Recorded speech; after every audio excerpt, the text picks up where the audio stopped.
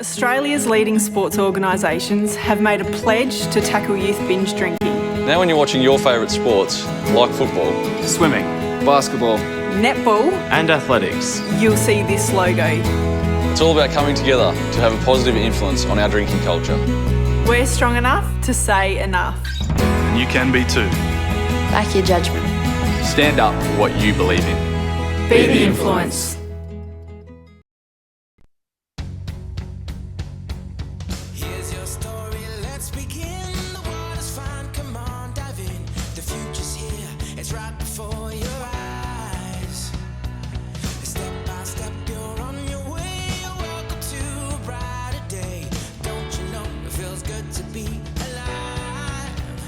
You could be larger than life, bigger than the world, living out the hopes and dreams of every boy and every girl. You could fly higher than the sky, shine brighter than the stars. You could have all you ever wanted, shoot the moon and reach for Mars. You know you could.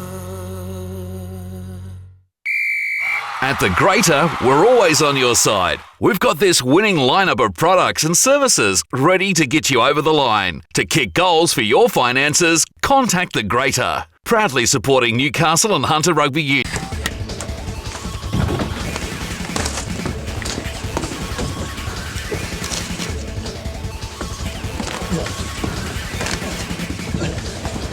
Real guys, real sport, Bar TV. Welcome everybody here for Bar TV Sports Greater NHRU a match of the round. We're into round 12 here. Today the game's coming from Townsend Oval in Merewether, with Merewether Carlton taking on the Blacks of Maitland. Always a great rivalry. Unfortunately, my usual co-host isn't here today, Jimmy Garner, but I've got someone who probably has a bit more pedigree and a bit more knowledge around the local game. He's been with us before. Make him welcome, clap in front of your screens at home, Tony Munro. How are you, Tony? Thanks, Ruff. It's good to be here again. Now we've got some applause going there in the background. Yeah, the young kids, they love the Bar TV Sports. And, of course, if you're at home, get in the game today on Twitter at Bar TV Sports.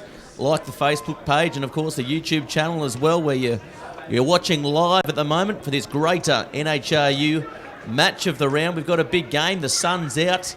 A little bit of cloud cover. It was 30% chance of rain, but I can't see where that's going to come from today, Tony. It's going to be a great match, though. Yeah, perfect conditions today. Rough, the weather's holding nicely. There's a little bit of breeze out there. The ground looks hard, so I expect a nice open, fast game from both teams. I think they've both got the pedigree there to be able to move the ball around. Good packs of forwards, and I think we're in for a really exciting competition.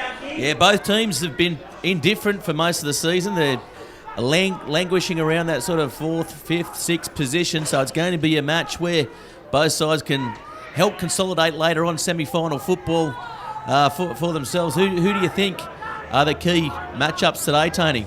Look, it's going to be one in the forwards, definitely. Maitland are always tough up there. They've got a good, strong forward pack with Jimmy Curran there and Dan Runchell, plenty of experience there. James being a former Australian under-19 rep. Dan's obviously been around a fair bit. Nick Davidson and Jono and Perko in the back row there, they're going to be really hard to contain. Yeah, speaking of Adam Perkins before the match, he's lost a lot of weight from when he last played, and he's looking very streamlined.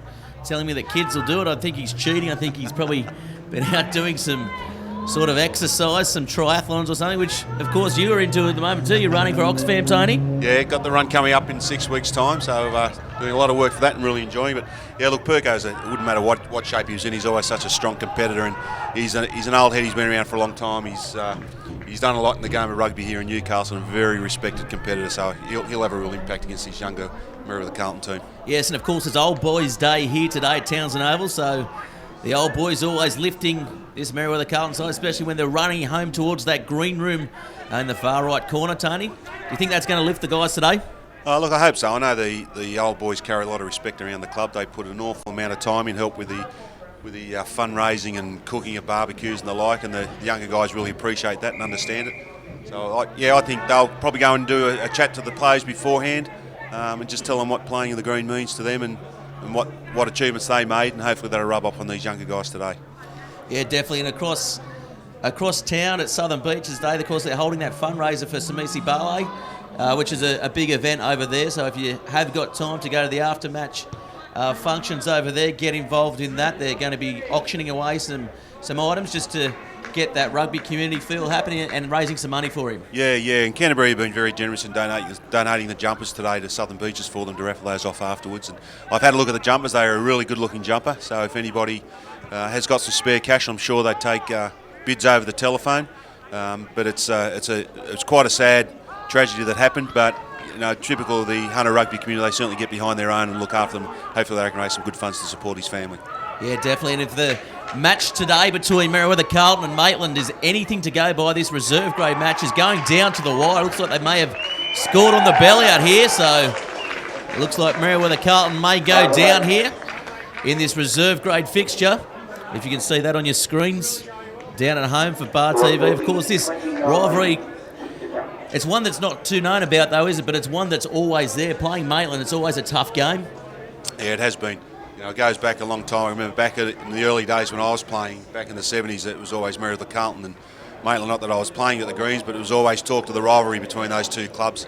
Both a lot of victories back in those days, and I think that's carried through to current days. It's always tough playing them either here at Townsend or up at Maitland, no matter where it is. Yeah, very good, and we'll quickly have a run through the teams. Of course, we'll start with the Maitland side first, the away team. We've got Drew Tonks refereeing the match today. Drew, he's a young referee. He's on the up and up. Very, very, very well respected in the greater NHRU competition. Our front row today for Maitland, James Curran and Jackson Paul, with Dan Runchell playing a hooker. Our second rowers are Sean Connolly and James Johnson. Nick Davidson and Adam Perkins are your breakaways, with Sean O'Connor, the captain, playing at number 8. Luke Cunningham playing at half-back. Joe Lavis in your fly half position. He's been a godsend for the Maitland side since he's come into this side. Our centre today is Jai Estathea, and across from Lake Macquarie's Keys Benjis, Rob Williamson and Josh Gray are your wingers, and Josh McCormack is your fullback today, with Todd Boyd coaching the side, Tony. So how do you think those guys will go, especially Keys Benjis, who's come across from Lake Macquarie? He's very impressive, and he's one of the most impressive guys from over the club that's just folded. Yeah, I haven't seen him play. I've heard some stories about him. They say he's a pretty handy footballer. So I think that's probably the area that Maitland have lacked in the last couple of years. They've always had good, strong forwards, but just not quite that finishing power. But young Gray and Benji's there, and obviously Josh McCormack's playing some really good footy at fullback for them. So I think they're going to be very threatening. If they can get some good ball, nice clean ball, I think they'll go at the Greens from everywhere. Yes, and scrum time for the Greens, it's most improved actually, and the reason behind that was Wendell Willemhouse, who's come over from Lake Macquarie as well. Unfortunately, he has been ruled out this morning, so Keith Barlow comes in at the front row. As we go through the teams now, Dan Garner, who's been probably one of the Merewether Carlton forwards best out there, and Billy Dunn, he's playing hooker.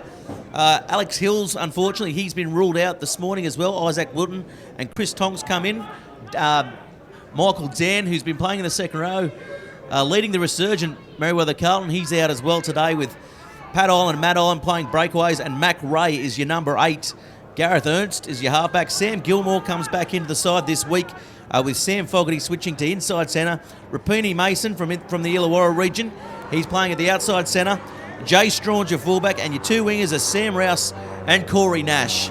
Where do you think the Merewether Carlton side, where do you think they can do it from, Tony? Look, I think what they've got to concentrate is getting good, clean, quick ball. They don't want to take the Maitland forwards on up front. They need to get the ball out quick and let their backs do some work. Corey Nash is a great finisher. We know his hands let him down at times, but if he gets the ball, he's got some good footwork and great pace. Sam Gilmore's boot will be crucial today. Sam can really control the game from anywhere in the field. He's the sort of guy that, especially with this little bit of bruise behind his back, he can put 60 or 70 metres on the punt and put them in good attacking position. And of course, Jay Strawn just gives you that X factor, and he can attack you from anywhere and hurt you. Yeah, definitely. And Jason Sobey coaching. Tim Wolf, unfortunately the manager, can't be here today and manage. He's just had his wife's just had a child. Congratulations to those guys. Apparently he's having his wet the baby's head tonight to Burwood in. Yeah, he's over there with the boys this afternoon. They're having a drink. Young Lawson came into this world this week, and I know Tim and Pete are absolutely delighted. I caught up with Tim yesterday, and obviously very excited. The boys have described him as a bit of a helicopter father, that he won't let anybody carry the baby without him being underneath to make sure they don't drop him. But good luck and congratulations to those that couple of very, very staunch Merewether Carlton supporters. Yeah, that's right. And his old boys' day here at Merewether Carlton, and the crowd has gradually filtered in down from down the road, I'd imagine, at the building. Couple of starters there. There's been a few things going on at Merewether the last couple of days. Of course, we're going to have a minute's silence in a little bit for one of the club stalwarts. Jode Roach's mum passed away. Rick Roach, who was a staunch Merewether Carlton supporter. Yeah, she was. It was a tragedy. Rick fought a very brave fight against cancer for the last 3 years, and they sent her off in real style yesterday. She was a lovely, free-spirited lady, and our condolences go to the family. Our sympathies are with them. But when Block will be down here supporting the Greens as he always does, and know that his mum's looking down over him. Yeah, and of course Archie Hunt, the young lad who tragically lost his life. They're going to honour him as well before the match with that minute's silence as well. But just getting back to this great NHRU fixture, for mine, I think it's going to be run one in the forwards. If Merewether Carlton can match it with this Maitland pack, then I think that's going to be the key to this matchup. Yeah, I totally agree with you. The set piece is going to be crucial. Maitland's going to have a good scrum. I think we'll probably get them in the line-outs, but it's at the breakdown where they've got guys like Nick Davidson, James Johnson, very strong over the ball. So the Island boys in particular and Mac Ray are going to have to work really hard in that area. Yeah, well, the Island boys, they're playing in 6 and 7 today, the two breakaways. They're definitely ones to watch out for. They've been nicknamed Northern Ireland and sort of Normal Ireland, because obviously Northern Ireland is the red-headed Pat Island, susceptible to a blow-up out of that. And Matt Island, he's the one that just goes forward all day and just keeps to himself. Yeah, I think they'll be a good combination together. Their skills and their type of game complement one another nicely.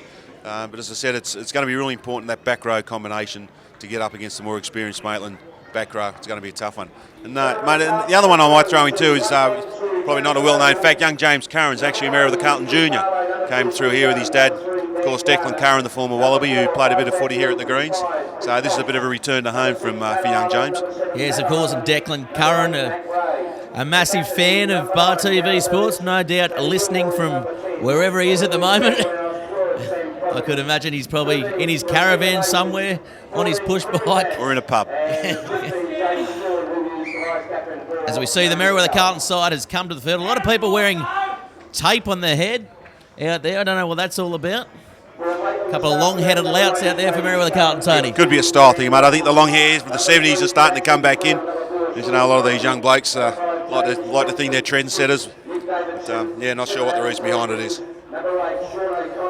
As we hear the great Mike Rabbit over the loudspeaker here today, he's taken up the duty as the ground announcer here for Merewether Carlton, which is... Yeah, it's nice when Peter Alcock's overseas enjoying a nice holiday.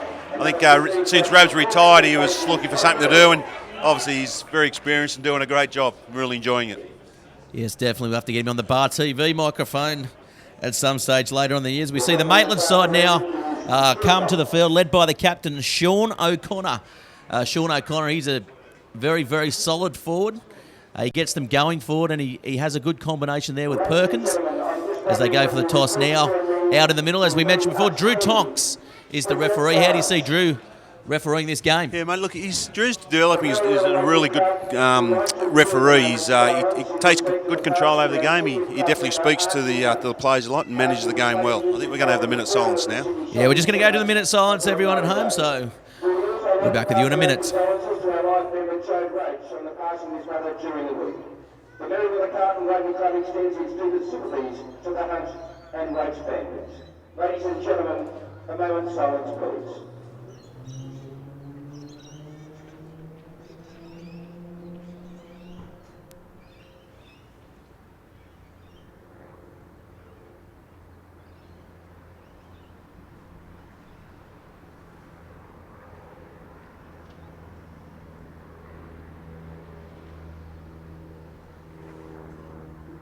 Thank you, ladies and gentlemen.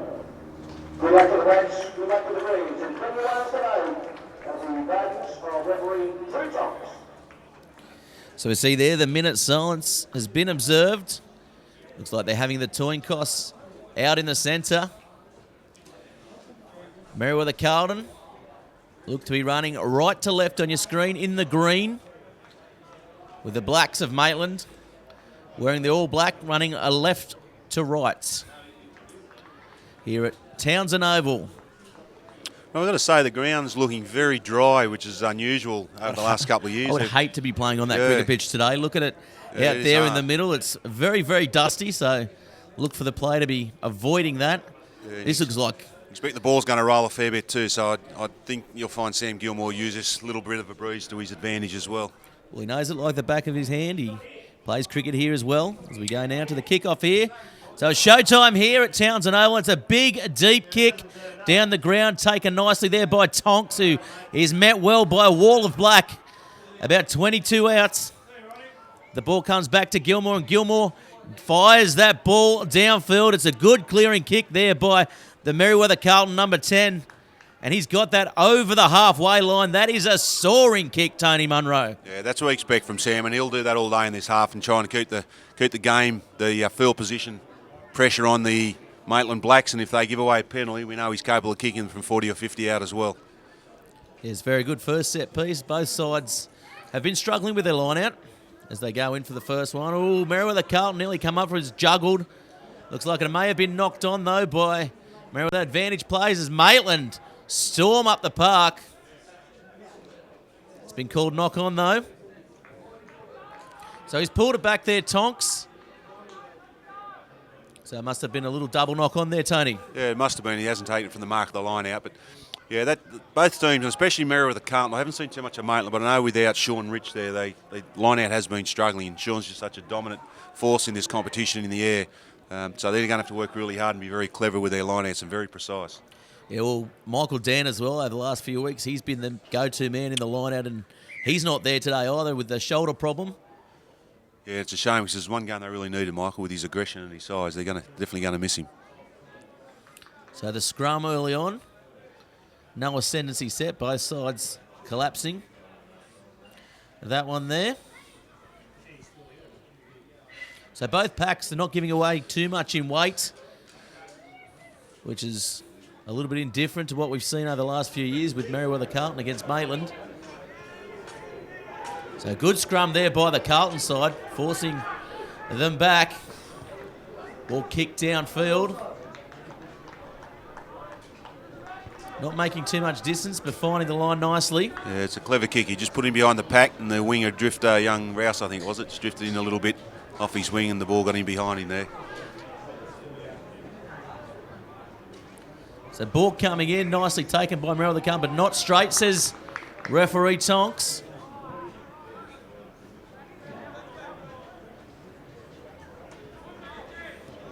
So this game just not really warming up just yet, is it, Tony? It's there'll be a little bit of a feel-out position. Both teams are trying to feel their way into the game. This will be a good attacking position for the Blacks here, just inside the Greens half. So penalty there to the Merewether Carlton side, letting them off the hook. They're the Blacks, a little bit of ill discipline. You can see the fullback and wing have gone back nice and deep for the Blacks. They understand how big Sam Gilmore's kick after that first one. They're not going to give him the opportunity in case it doesn't go out. They're going to make sure they're there to get it. Yeah, well, the breeze isn't too big either here today. It was swirling around before, but it seems to have dropped off. Bit of cloud cover coming over as well. Looks like the Greens have put some of their bigger boys out in the back line there, but they've lost this line out.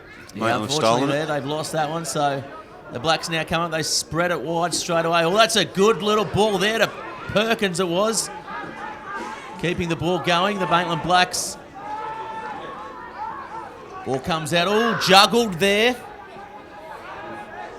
So Lavis takes that one to ground. Oh, nicely met there by the Merewether Carlton defence. James Johnson it was in the blue headgear. Good line speed, Merewether Carlton. They've shown that in the last few weeks. They just need to focus for the whole game as the ball cut out wide there. There's Lavis again. Now here's Curran. Curran using some footwork there. That's what we like to see from the big prop forward. Ball comes out now. Long ball. Is that Jaius to Theo with it? No, the ball taken there by Rapini. And here goes Fogarty. Fogarty up the middle. Thought he may have sawn a little gap there. We've seen a little gap, sorry. As the ball comes out now for Strawn. Strawn dangerous. Gets the ball away to Rouse, and Rouse taken nicely on the far side there by the Blacks, who scramble well. So referee Tonks calling it back, playing advantage. Yeah, that was a nice play by the Greens. They got the turnover and moved the ball quickly, tried to get it out wide to young Rouse, who we know has got a ton of pace and some good footwork, and Strawny chimed into the back line there, but unfortunately just couldn't quite finish the movement off. But I think the Greens have shown their card early. They're going to get up quickly in their line defence, put some pressure on Maitland. As soon as that ball gets turned over, they're going to go at them very hard. Yeah, it was very, very good line speed, wasn't it, just before? And James Johnson got met as we look at the replay here. Ball coming out by Ernst. Not the best pass, but they use their hands well, and Strawn very dangerous as he gets the ball to Rouse, and Rouse taken over the touchline on the far side. Yes, it looks like time management's been a bit poor this week too. He looks like he's gone for a haircut and they haven't quite finished it off for him. There's the ball. No mistake there by Gilmore, who has his kicking boots back here. So the score now 3-0 to Merewether Carlton here at Townsend Oval. I'll tell you one to watch out for, Tony, is this Rapini Mason for the Merewether Carlton side. He's only just come in to the squad, just moved down here from from the Illawarra region.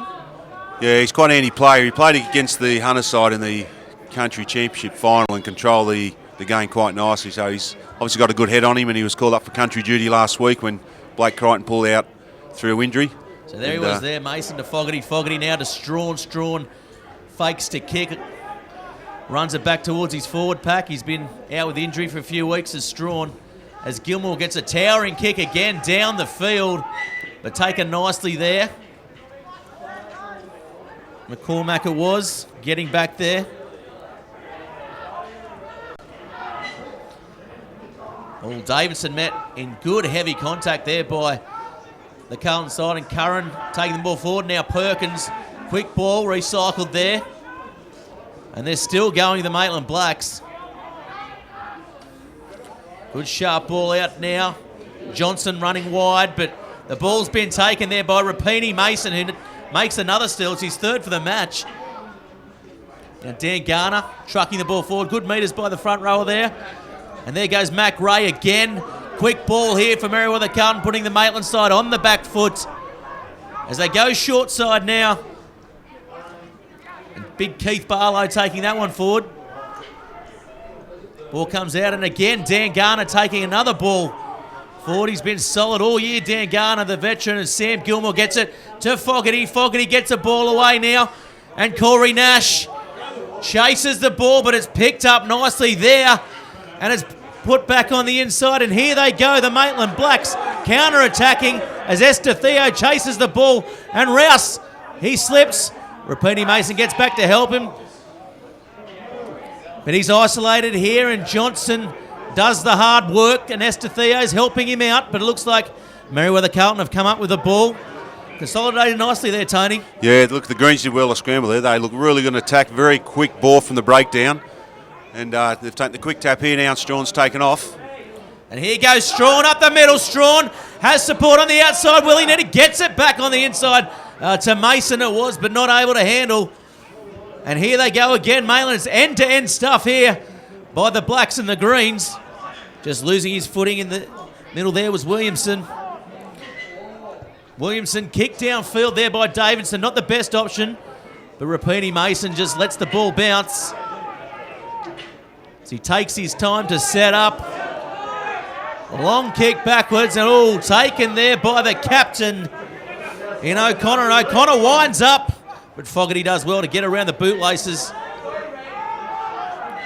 The ball comes out now. Long searching ball out wide. And Benji's it is, taking the ball forward. And they go short side again. Lavis now getting the ball away to Esther Theo. Esther Theo flicking the ball on. It's going to be a penalty though. And do you think the Maitland Blacks will take the shot? Mate, that's a great passage of football. I've got to say, this is a style of football that I haven't seen from the Maitland team for, I don't think, ever. I'm out of breath. Yeah, they're throwing the ball around nicely. I think the only thing that's let them down so far is their ability to clean the ball out quickly at the breakdown. Merewether Carlton are getting up and putting some really good pressure on them and slowing that ball down. But once they start moving the ball, they've got plenty of support, and their skill level looks really good too. They're offloading and putting some nice little short passes in. So I think we're going to have a really entertaining game here today. Yeah, we'll look at the replay here. And Benji's it was. Yeah, it was. Is that Benji's? 13, yeah, I think it was. Cunningham in the 9.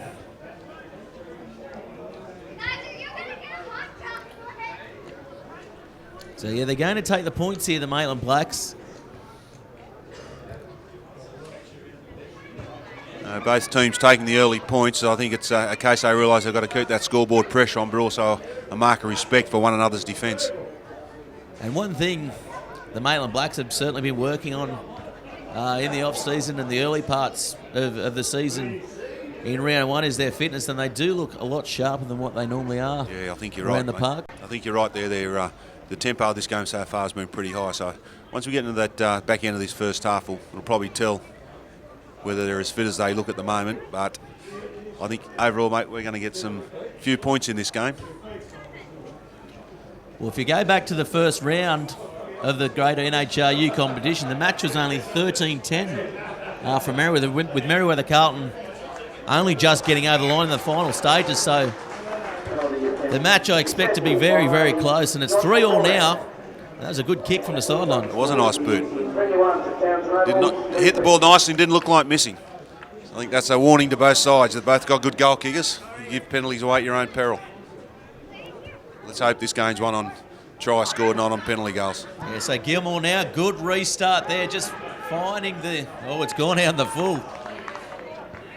Got a little bit too much on that one, Tony. Yeah, I think the wind might have got hold of it. It was a good length, just a little bit too long. Looks like he might have tried that off the side of his boot, as referee Tonk says we're not going to pack this on the cricket pitch, and I don't blame him. Looks very, very dry and slippery out there, as we mentioned.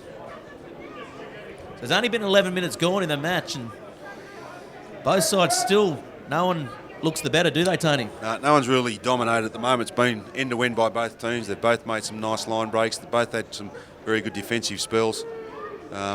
Still, the set pieces are still a little bit undecided at the moment. I think the line-outs have been a few lost balls on their own throws, and they've been pretty scrappy in the scrums. Well, we haven't seen any real dominance yet in the scrums.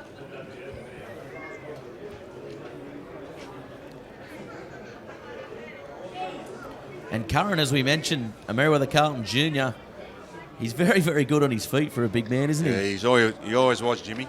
And I coached him and his other brother Michael through a couple of the junior years when they were down at boarding school, and they'd come back and play on weekends for us, and both very talented footballers.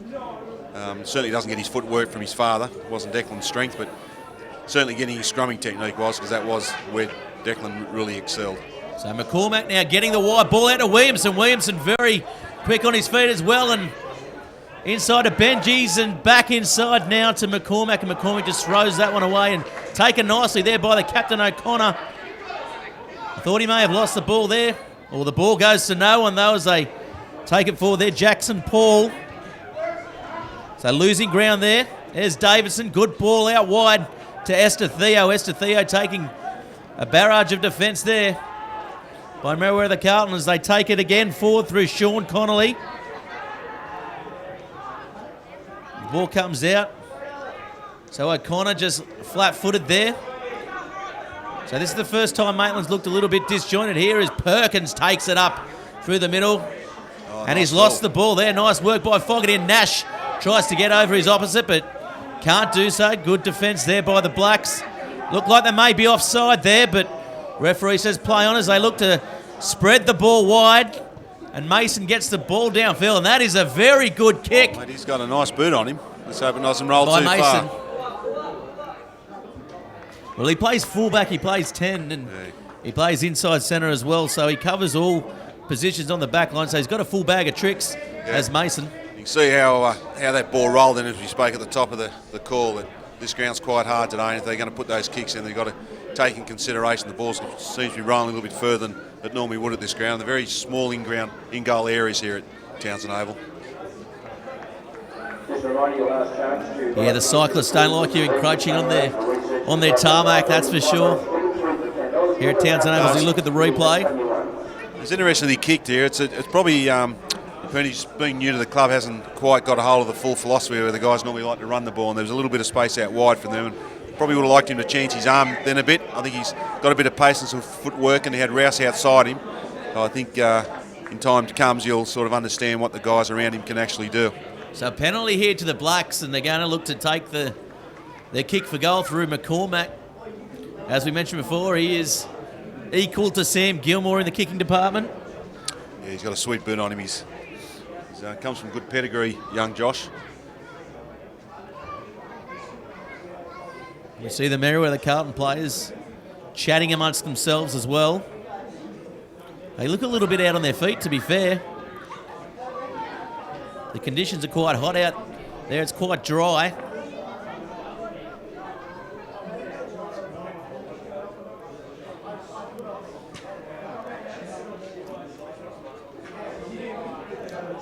So McCormack now here on Old Boys Day at Merewether Carlton. They're running towards the green room.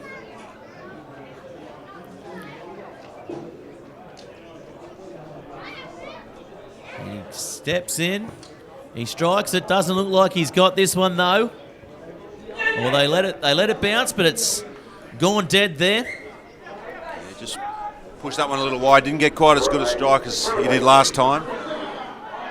Green's been let off the hook here, so it'll be just to see what they do where they go along and try and play short and put some pressure on it. I think they look like they're going to go long. Yeah, so Gilmore ends up with a ball, calls it back, and they do go long, and it's an awkward looking kick. They let it bounce to Maitland's side. They look to line up to counter-attack here. And Benji's, taking on Fogarty, but Fogarty, he's been solid since he's been in the top grade, Fogarty. Yeah, he's looking good. He's very impressed with his defence, and his ball running's very straight as well. I like the look of him. Yeah, Curran forced to clean that one up, so they've lost about 5 metres there, the Blacks. The ball comes out the side. And again, the Merewether Carlton ruck defence is very, very good here. The ball goes to Esther Theo and ripped out there by Fogarty. It's going to be called a knock-on, but they look to counter anyway. And they're still going through McCormack. McCormack thought he may have put a foot out, but he hasn't. Benji's back to McCormack, and McCormack may go all the way, and McCormack has scored. And that's a good try to the Maitland Blacks. I thought there might have been a forward pass on it though, Tony. Yeah, well, I think a few of the old boys thought that as well, but the scoreboard's going to show that he scored. That was really good support play then, and though shows Maitland's willingness to chance their arm from everywhere. What I liked then was the way they unloaded and then stayed alive and kept coming in support. It was a good try, not the one you expected to come from the Maitland team. No, definitely, and they looked to chance their arm, didn't they? They really backed themselves there. It was scrappy. It went back, as we see now, and just putting that step on. And here they go. Here it was from a mistake, as McCormack just showed and goed and had Benji's on the inside, and Benji's did well to get that ball back. That was the pass I thought was questionable. Yeah. It's going to be called a try, and we're hearing a metre forward from the producers here at Townsend Oval. I think the attacking rate was a little bit too quick for the referee to keep up with, but look, well done to Maitland that they took their chance and they ran the ball. They did everything right in support, positioned themselves well. I think there's some poor communication by the Greens there down this right-hand side in defence. There was 3 guys there on the one, and I don't think they communicated too well. That allowed them to make that initial break. We may come back to maybe having the new players in the side as well. The combinations aren't quite there, but they're going to have to sort that out, because they can't afford a loss here. Merewether Carlton, he's kicked that and looks like he's got it. I thought he might have got that there, Tony. Pushed out to the right. They got that one right.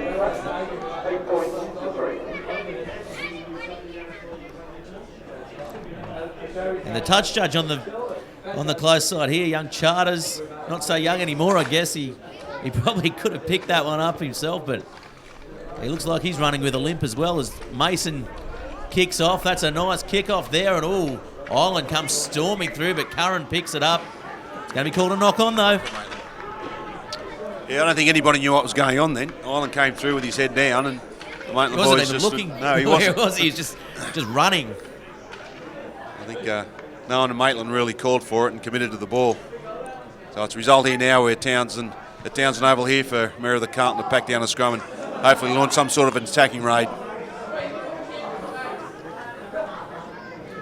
Yeah, we see it so often, don't we? The team who scores a try often loses concentration and makes the mistake off the kickoff.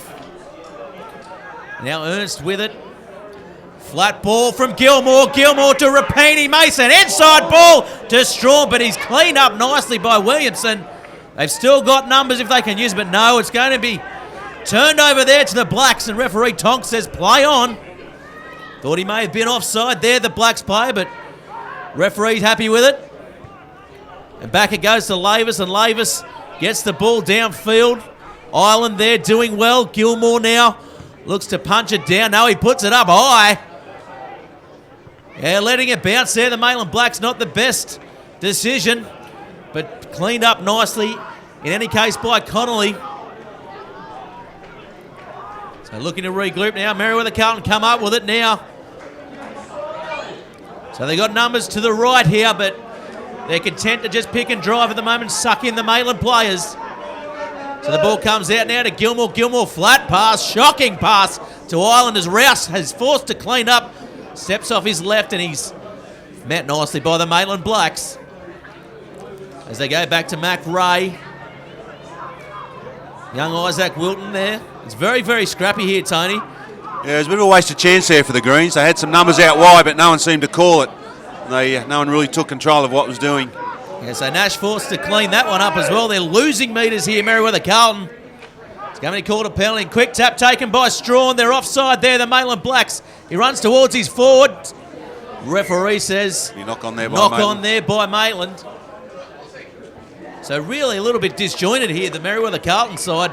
Both sides just not putting together in attack at the moment. Yeah, I think the Greens are playing, need a little bit of direction and leadership there. They're not quite sure where their attacking options are, and they're just playing at a little bit too much ad hoc football. They need to get a bit more structure into what they're doing and look to see where their space are, because they've certainly they're creating some space, but not taking the ball to that area.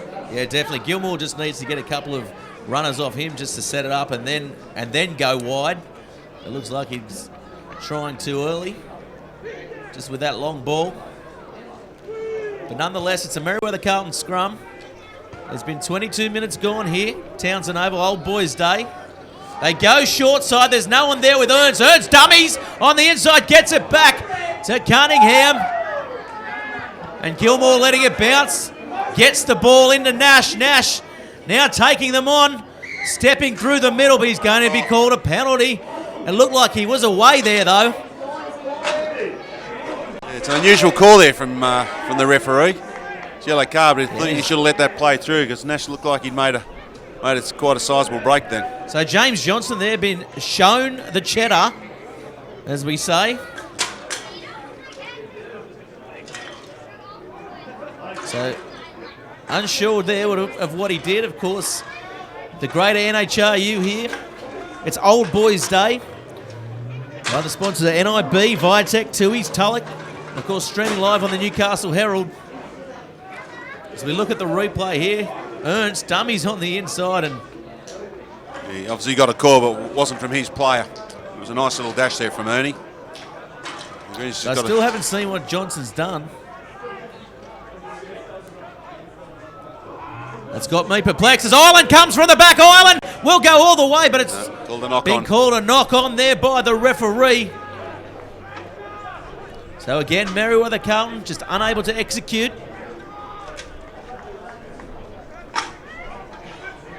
It's a missed opportunity that they've got. It's so important to get those set pieces right, especially when you're 5 or 10 metres out from the opposition line. That's just giving away a really valuable ball.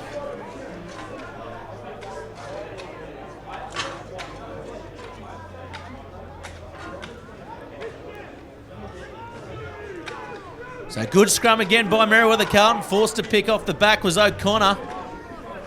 Cunningham tries to clean out, but McRae's over the top of this. Well, they get away with it then, Maitland. They're forced to scramble though, getting numbers in there. Driven back again by good defence by Barlow it was. Ball comes back now, and They get a kick away. Strawn letting it bounce. He's been out of the game for a couple of weeks, and just judging by that, looks like it's showing there by the number 15. So they're still letting it bounce. And that's a better kick there by the Blacks. And a good chase on it on the far side there as well by Josh Gray. Maitland won the best of that kicking duel. It's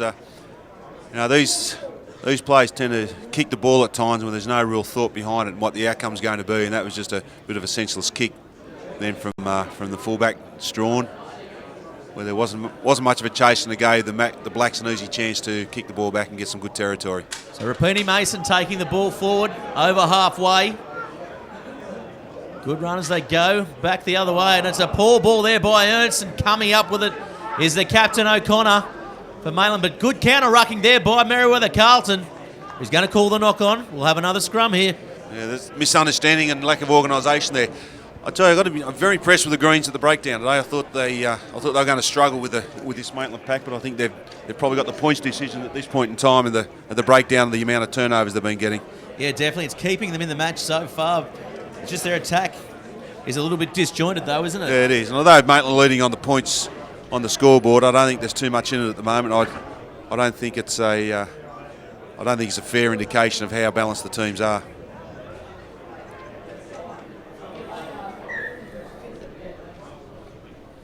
So Tonk's not happy with it out in the middle there. 26 minutes gone. The score 8-3 in favour of the Blacks.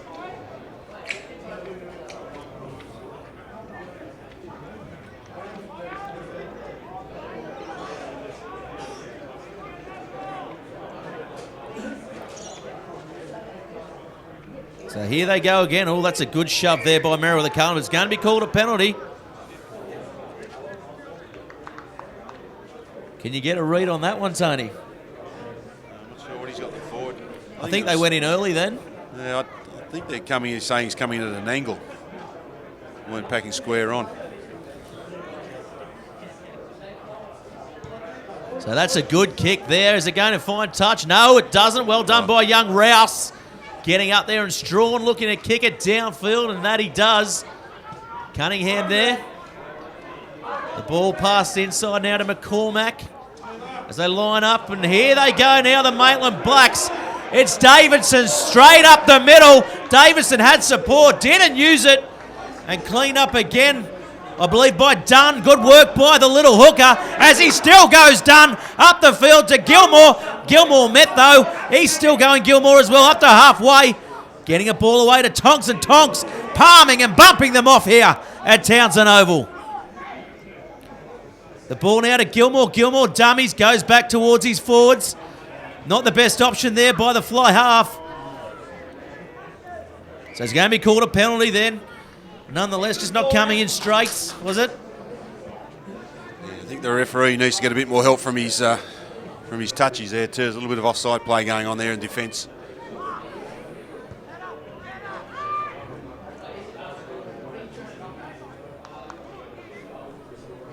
And again, Maitland made this breakdown down their end of the field then, and it was just that lack of communication defence is letting the Greens down. Oh, not the best kick there by Gilmore. He's got away with it. As we look at the replay, Davidson had support, should have given it really, if there were any chance of keeping the ball alive. Yeah. Nice little recovery there from Billy Dunn too. Yeah, the little man was running on the spot for a while, wasn't he? And then he's given the ball to the slowest man in the Merewether Carlton backline. The little engine that could is Billy Dunn. So ball goes over the top, but Tonks cleans it up. Well done by the big lock. Ball comes out to Gilmore. Gilmore dummies, gets a ball to Rouse. Met well there by Williamson, and Williamson comes up with the ball.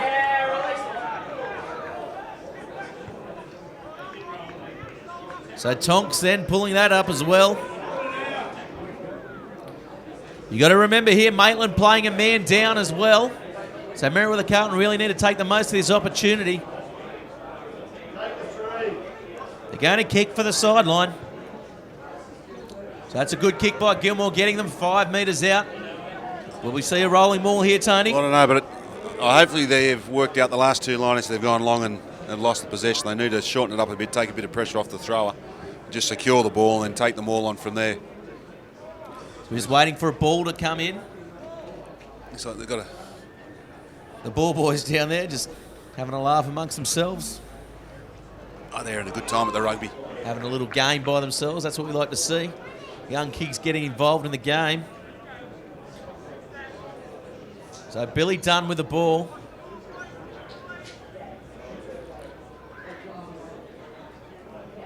As they come in now and get set.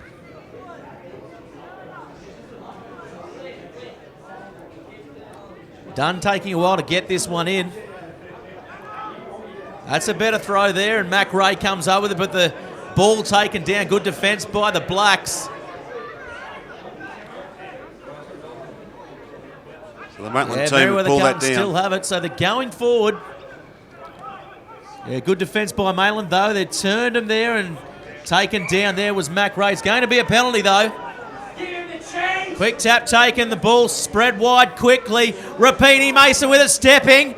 And he's still going, Mason, but equal to the task was the defence. They go short side again.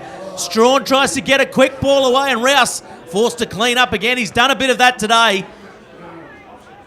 So they're going to have to reset here. And they do, and Garner's the man to do it. As they get around him, and Gilmore now going wide to Island. Island met well by Esther Theo. Straight in the breadbasket. As they take the ball forward.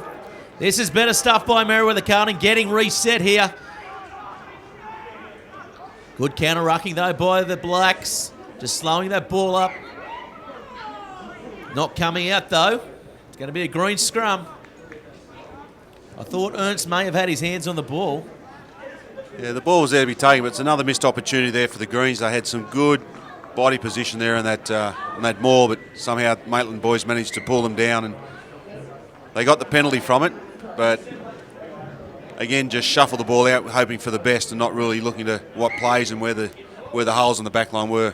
But credit to Maitland, got up off their line, really put some pressure on, and did well to keep the Greens out of the try line.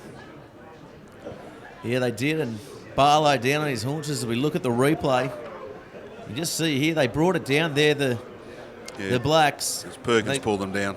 They did well though to keep on their feet, the Merewether Carlton side, but just couldn't inch their way to the goal line. Good defence by Maitland, just bringing it sideways. The problem is there they had the ball carrier as Mac Ray got caught up at the front and didn't get the ball to the back of the maul. Therefore, it was easy for Maitland to tie them up and spoil it.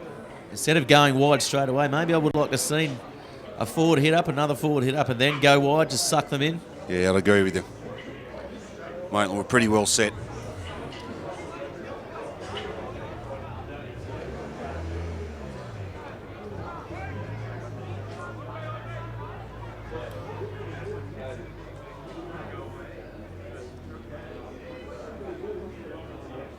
So Cody Fenwick's just come on the field. Looks like Billy Dunn has left the field. I think he may have a bit of blood coming out there, so it's a blood bin called. It's going to be a Merewether Carlton scrum as we resume the play here. They're set wide to the right. Corey Nash is set quite deeply as well. There's a blindside chance here. Oh, Ernst up the middle. Ernst gets a ball away to Island. Island. Yeah, caught from behind there was Island. Thought he was away. As Tonks does well as to get the ball in. Oh, they go right. Ernst with a little grubbing kick, but no good.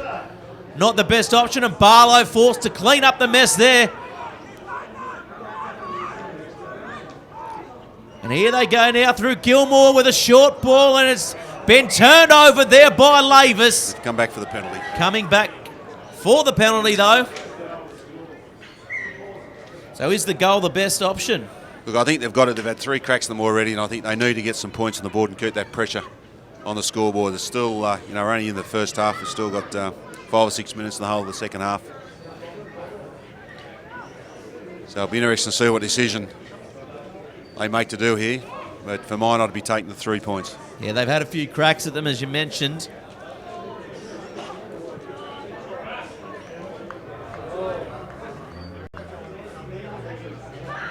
I think Maitland will be pretty happy with this result. They come away with only 3 points.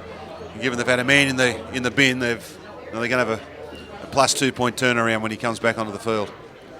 If he's not already back on there.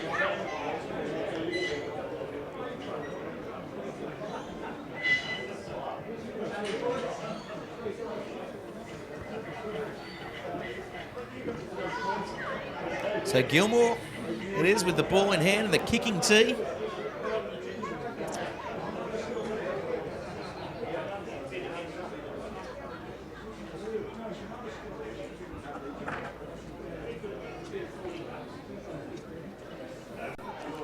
So he winds up, hits it, makes no mistake of it at Gilmore. So the score here, 8-6 in favour of the Maitland Blacks. You've got to look around, that wind is completely non-existent now. It's died right down, so it's been taken out of the game. So the Greens have had the benefit for about 15 or 20 minutes in the beginning of this game. It's certainly not going to favour Maitland. So look for it to switch though and be behind the Greens back in the second half as it normally does here by the coast. It has been known to. So the Blacks with a deepish kick-off. Not enough pressure. Oh, they've dropped it though, Mac Ray. Unlike him. So knock-on called by referee Tonks, and now the Maitland Blacks have a good opportunity here to score. They've not seen much ball in the last sort of 15 minutes, have they, Tony? No, the Greens have had all the ball and they've also had the territory. We've only come away with 3 points. And it's, as you mentioned earlier before, it's quite often a team will score some points and then turn back, not concentrate on what's going on. That's a pretty simple mistake from Mac, and as you said, very uncharacteristic of him.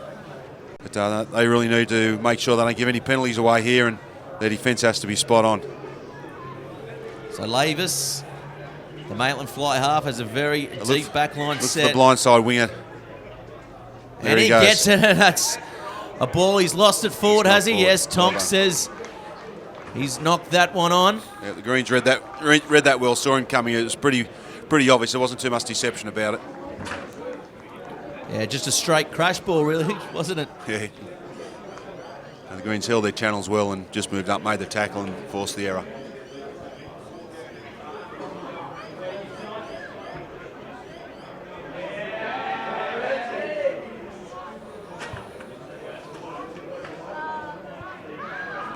So we've got a couple of minutes to go now before full time. Merewether set for a clearing kick to get them back down the other end. Oh, good scrum by Maitland. Mac Ray can't get it down, but... Yeah, the Maitland have just turned that scrum. It's a penalty to the Greens. This will relieve some pressure for them and maybe get them back down with a final opportunity to have a chance at scoring just before half-time. And if they do that, that'll put them into the lead.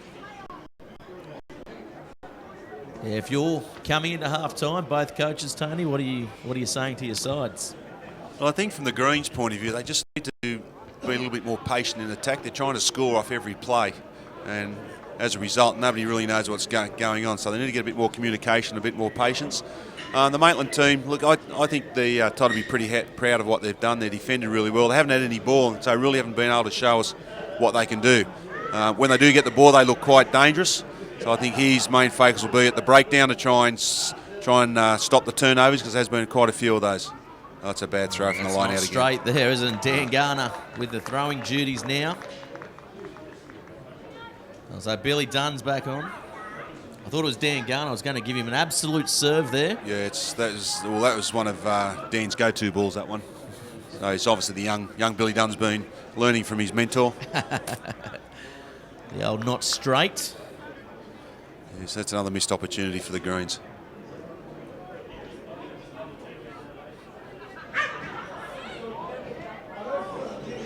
So here they go again. Merewether Carlton looking to put pressure on this Maitland scrum before half-time, and they do. Picked up from the back by O'Connor. O'Connor making good metres there. Quick ball by Maitland. This could be a bit of a threat here, and Fogarty does well. Getting up on his man. They go short side again. Yeah, just juggled by Williamson. Nothing to see there. Johnson taking it forward. Good run by the big man in blue. And here comes Curran. Curran goes through. Esther Theo with it. And again, taken well by Fogarty from the Greens. They're not doing anything with it. Quick tap taken there by Cunningham. Johnson steaming onto it. Good run there by Johnson, but stopped in his tracks by Merewether Carlton. There's Runshaw with the long ball. Inside to Williamson. Williamson, he's strong. He's been kept up by Nash. Good work there by the opposite winger.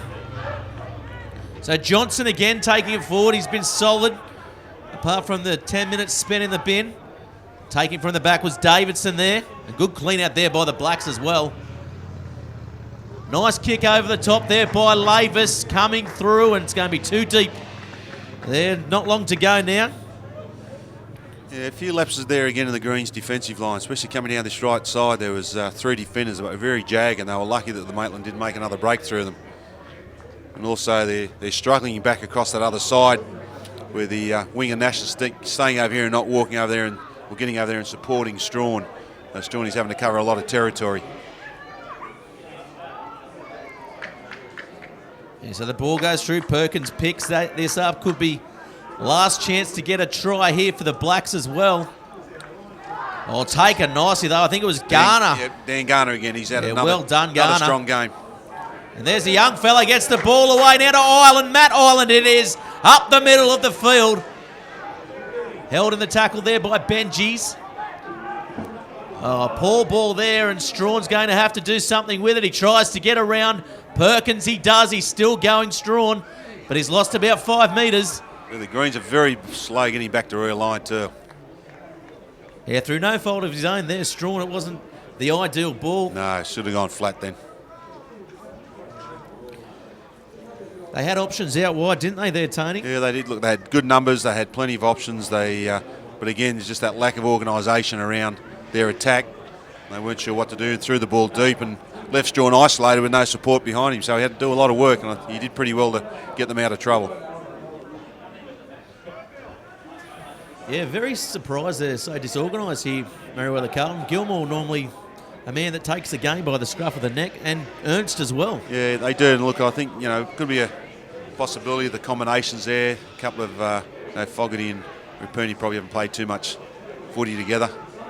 So Ernst now getting the ball downfield, unsure of the thought patterns behind that one.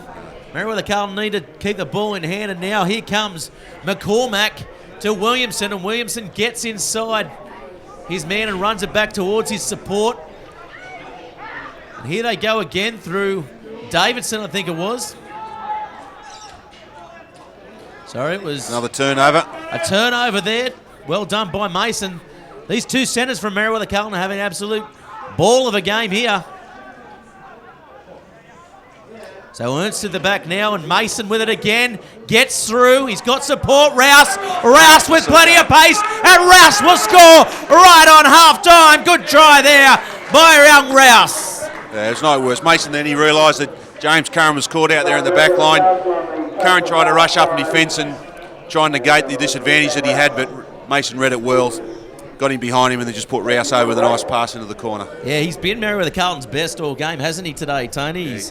He's stolen about 4 balls. Yeah, no, him and Fogarty, and he just summed that up nicely, didn't he? Put the foot down, got through the gap, and linked up with his winger. Yeah, they've been very good. They've both been very strong.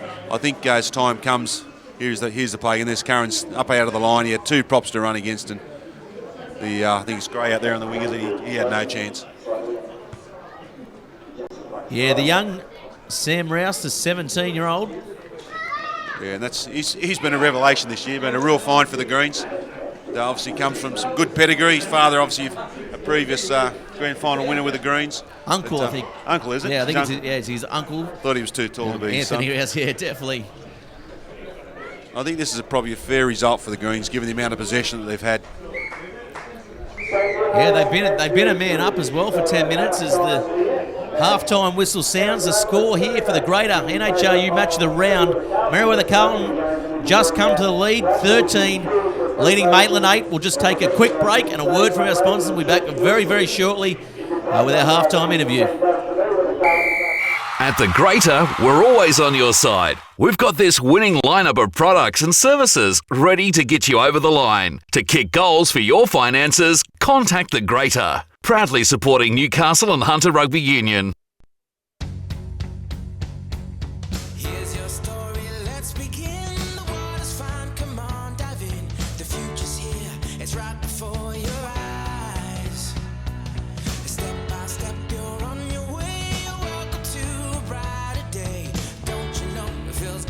be alive. You could be larger than life, bigger than the world, living out the hopes and dreams of every boy and every girl.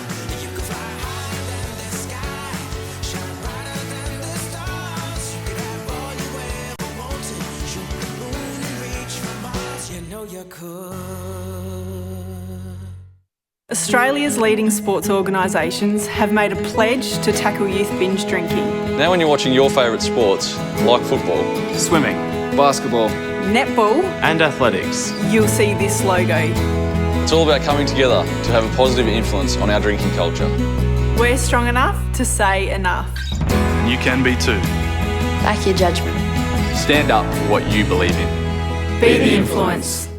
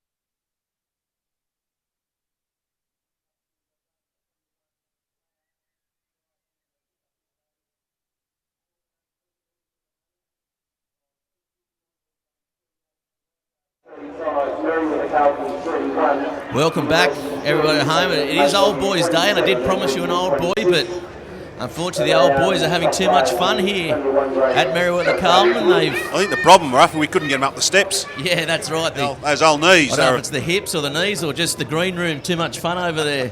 Tony. But anyway, the score here, Merewether Carlton 13, Maitland 8. And for mine, Rapini Mason has been the star of the game so far. Maitland being starved of this ball, though. They haven't seen too much ball. I think they're going to have to do something with that. And as you said, before we went to half-time, they're going to have to consolidate the breakdown because Merewether Carlton is winning too much easy ball. Yeah, they are. The young back row of the Greens are all over. They're getting the breakdown quickly. They're putting some good pressure and really good leg drive, and that's where the Greens are really keeping the pressure on Maitland at the moment. I've been very impressed with the number 8, Sean O'Connor from Maitland. I think he's had a very strong game too. Carried the ball well and defended well, and plenty of support plays. He's playing a good number 8's game. And here goes Gilmore with the kick here, and it's a deep one again. So over the 22, Perkins underneath that one, and he hits it back and he bumps one off. And that's a run we've come to expect from Perkins. So the ball comes in out. Lavis there to Curran. Nice ball. The score here, 13-8. Ball comes wide to Lavis again, so intention shown early on. They're going to play a little bit wider here, the Blacks. And Strawn letting it bounce. And you're right, I don't know what's going on with that hair of his. So he's held up there, Strawn. He's going to have to get to ground, and looks like the Blacks may have taken that. No, Ernst, and nice little kick over the top there by Ernst. That's better stuff already from Merewether Carlton. And step there, McCormack up the sideline, jumps his own player. He's still going. Esther Theo now taken 10 out from halfway. And the ball there taken in by Connolly. And here they go again, not making many metres. They go for the kick through Lavis, and Williamson charging down onto it. Nash is going to have to do something, but it's bounced over the touchline. So again, this second half has started out at breakneck speed, Tony. Yeah, absolutely. You know, Maitland show their intent. I think they were just running themselves into position to exit out of their 22 and did that quite effectively. Gareth Ernst kicked down. He saw some space in behind, but it was a pretty pointless kick. There was no one really to chase it, no one putting any pressure, and as a result, they've lost 15 metres back down the field, and Maitland are going to put some pressure on this line out. So again, Dunn.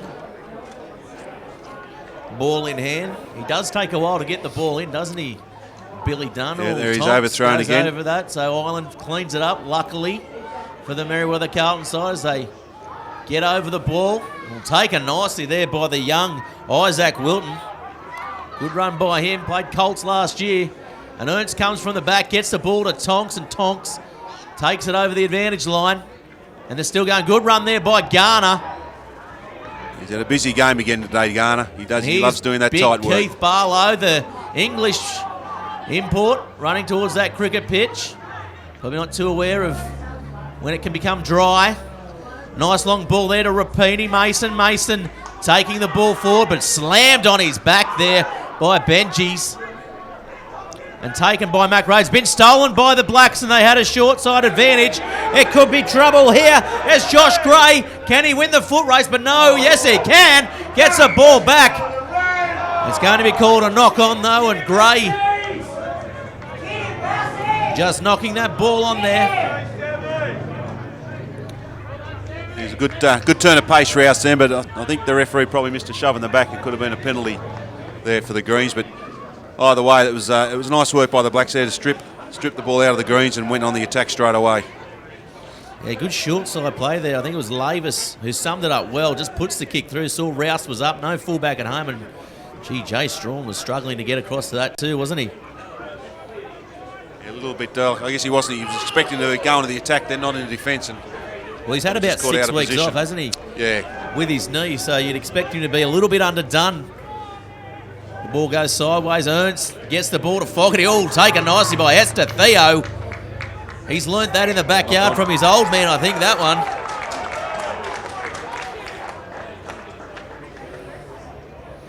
Yeah, nice work there. So it's going to be a Maitland attacking opportunity here. This match is a close one here at Townsend Oval. It's Old Boys Day here. Of course, we'll mention as well Samisi Bale having a function over at the Sandpit, I believe they call it, at Southern Beaches. Down to the new ground, which I know they've had a lot of money spent down there. I haven't been down to have a look yet, but from all reports, the facilities there are first class, which is great to see. One of the younger clubs get a good facility, which hopefully will further their development. Oh, the ball straight in and out there. Poor pass from the back. It came as a bit of a surprise there for Cunningham. And the ball all passed nicely there to O'Connell. A little good sleight of hand as they take the ball forward now through Davidson. Lavis is calling for it. He's got runners, but he's going to have to take it in himself. He juggled that one again. And there's big Runchell taking it forward. Dan Runchell.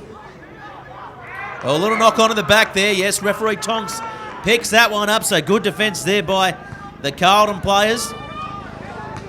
Giving themselves a pat on the back. A little bit of an overreaction maybe, Tony? Well, no, look, these games, it's going to be tight again. And I think they're taking any time they get a win, they want to celebrate it. And I'm a big believer in that. Doesn't matter how big or how small it is. But it's obviously the pressure they'd put on there that they got that turnover for them. We used to see here what the Greens are going to do. They've got Gilmore out here to the right of the scrum, which would be the natural way to go and let him use that boot and give them a bit of field position, get him out of trouble here. Oh, good scrum by the Blacks though, just holding up, not taking it all the way around as Mac Ray cleans it up from the back. They'll try and counter-ruck it there. That's Garner again, good work by him, getting it off to young Wilson. Wilson taking the ball forward.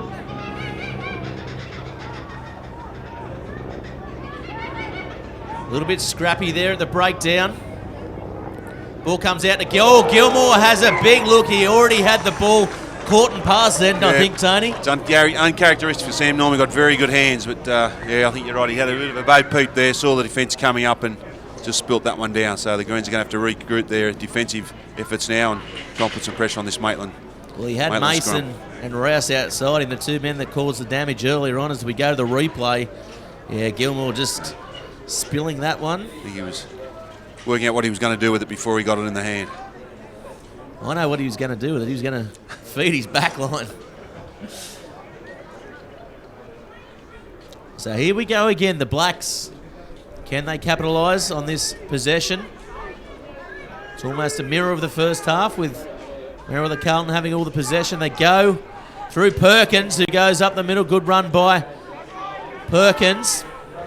Now Runchell with it. Runchell can't get the ball away to Johnson. I thought he might have pushed a pass on, and they go the opposite way. Cunningham forced to take it up the middle.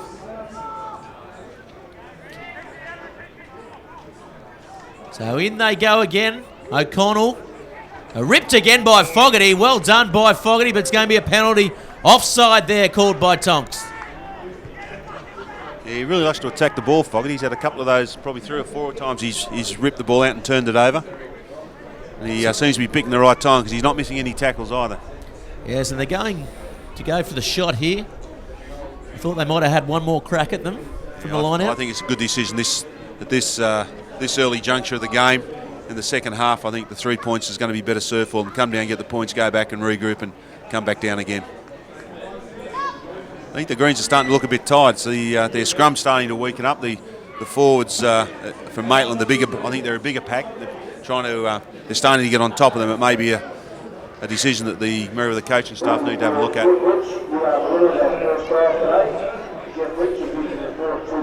Yeah, a bit more depth now for the Merewether Carlton side with Mac Nixon as well. Played last year and was very heavily involved in the final series last year at prop forward. So maybe one of the big men may need to come off. So now McCormack steps in, kicks it.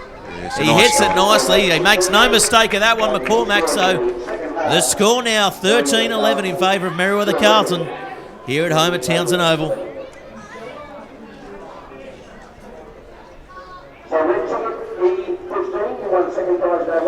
So Gilmore with the ball in hand. It seems that Gilmore and Rapini Mason are taking in turns at these restarts, and he's kicked that nice and long downfield. And Perkins under it again. Perkins does well, making metres as always. They look to shift it early though, the Blacks, and Esther Theo. Good run by the young charge. Nice little short ball. Johnson taking it forward.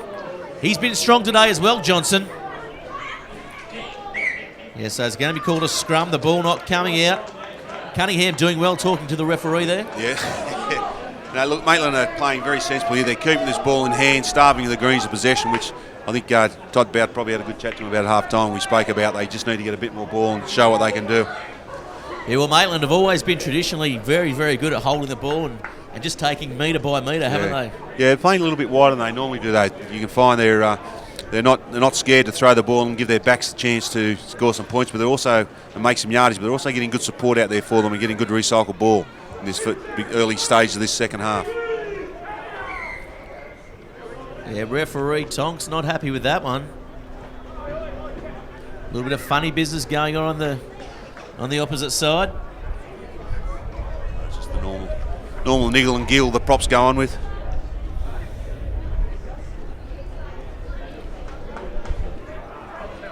Well, if you know Keith Barlow, there's not much giggle going on the far side for the Merewether Carlton. Very intense human. The ball comes in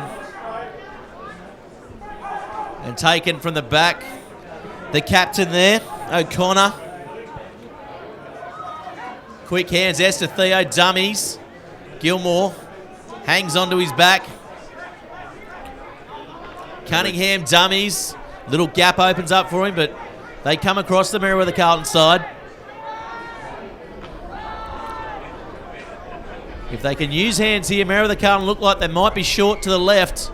It's going to be called a penalty, so the discipline letting Merewether Carlton down at the moment, Tony. Yeah, and I think they were probably lucky with that because the Blacks had some good numbers out here to the left. The Greens were definitely short. Maitland look to kick this long and put some more pressure on. It's not the best of his kicks he's had today. We'll see if we can get a solid line out and get some good clean possession for Maitland. They can go on the attack again. So they've dropped a couple out of this line out here. Perkins is looming out in the back line. Johnson goes up and not straight for mine. The referee says play on, and Perkins gets the ball as predicted. He gets a nice little ball away to Esther Theo, though. It's a turnover. Knock good on. Defense. Good defence. Right on the cricket pitch. Yeah. That would have hurt. Not the straightest of lineouts there, but the fact the Greens didn't challenge it, I think the referee was content to let it play go on.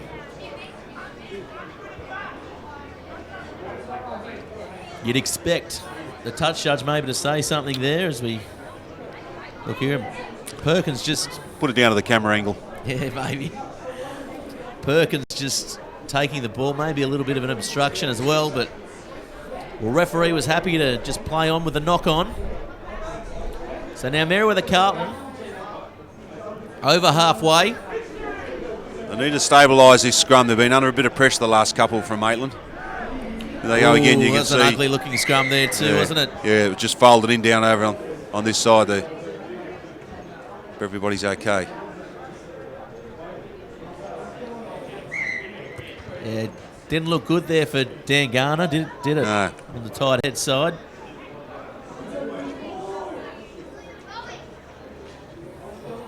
He's been struggling with a shoulder injury as well over the last few weeks, from all reports. So the old war horse. He's pretty tough. Look at him. He just wants to set the scrum there by himself. Just shakes it off. Bring it on. Yeah, I think you can see I think James Curran just folds in on him there. Yeah, then he got some good pressure on him, and James' body position, the strength of it was lost, and he just bent him, folded him in. Probably should have been a penalty, to be quite honest with you. He's happy though, Dan Garner, to wait for his pack to get around him again.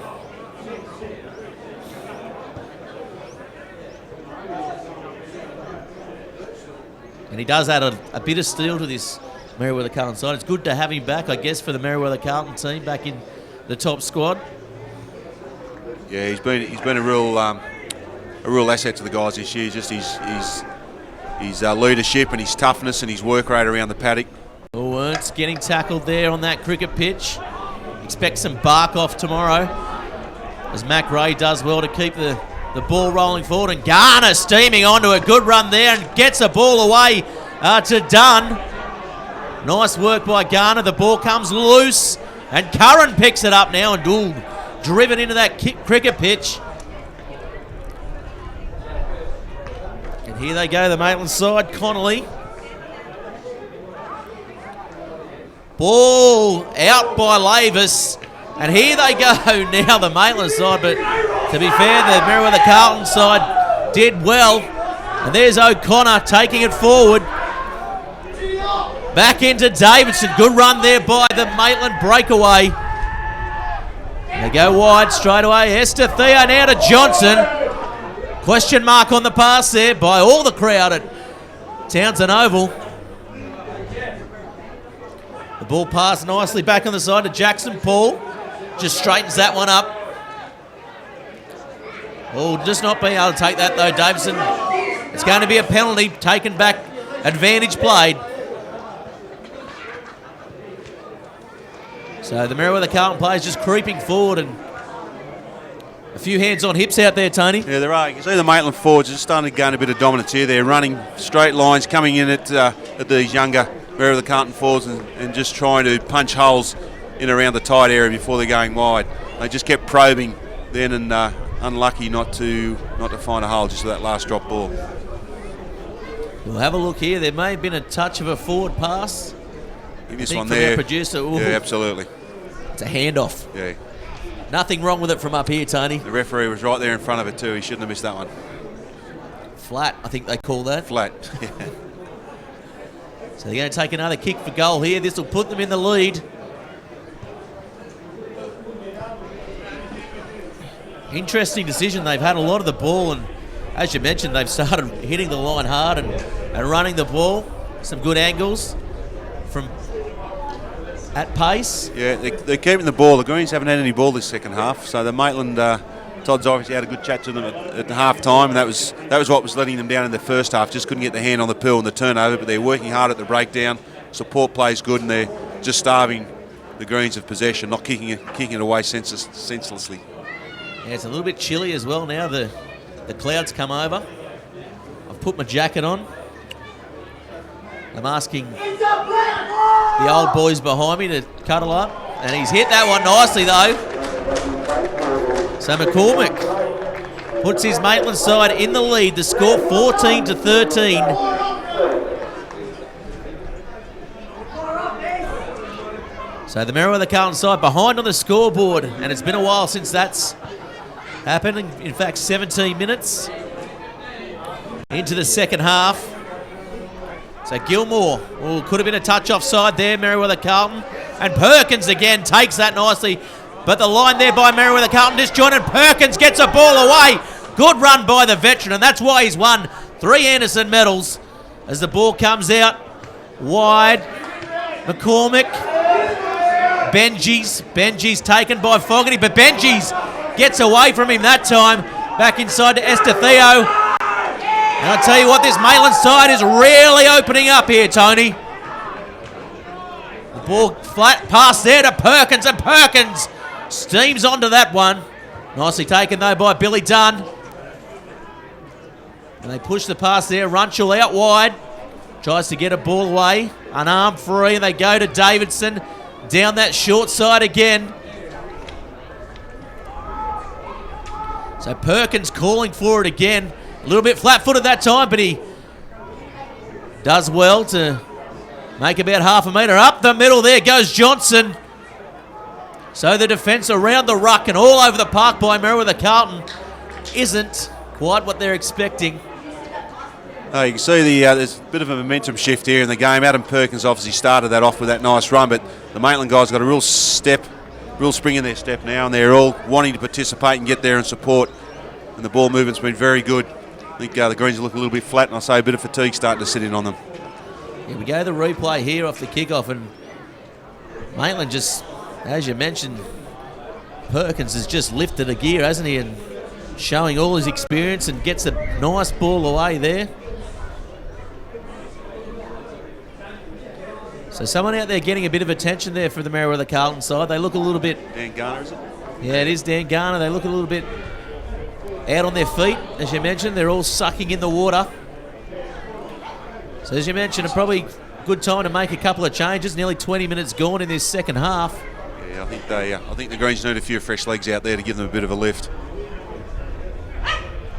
Who do you bring on? Well, who have they got? I can't That's see the that question. far, Tony. That's two of us. Maybe if we get a runner down there, I see Pat Ryan's floating around, making a nuisance of himself on Old Boys Day.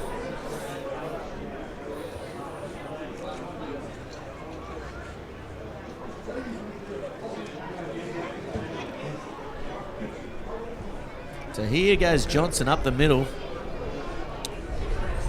And again, another brilliant work by our Bar TV camera crew and producer and everyone involved. This great NHRU fixture. Of course, if you want to get involved in the game, Twitter at Bar TV Sports, hashtag Bar TV Sports. Tell us what you think of the match.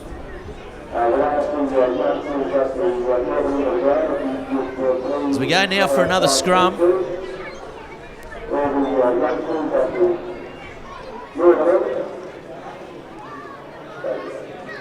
And let's see if Maitland nearly won the tight head there as the ball takes its time to come out, and Mac Ray picks it up off the back, gets away from Perkins, goes up the middle. Good run there by the Merewether Carlton number 8, but he didn't have support there, so Maitland come away with that ball. And Lavis now pushes it to Estetheo. Estetheo, he's been strong when he's run forward, hasn't he, Tony? He's carried the ball very well today. And here goes Perkins again. So Perkins now really trying to inspire his team here at Townsend Oval, and Johnson now. So it's Perkins to Johnson again. And they're the two players that have kept this Maitland side in this match so far. And there's Benji's just reaching for the ball. He's still going, though, over the 22. Inside ball. So Maitland now a little bit flat-footed, but they'll take it through Runchel. Runchel does well. And Maitland definitely look like they're getting the ascendancy here as Johnson gets the ball again in that blue headgear. They go short side. Oh, Cunningham taken nicely by Rapini Mason. But he's called it a head high, yeah, maybe a little bit of a swinging arm. What did you think, Tony? Oh, I think it's probably a good decision.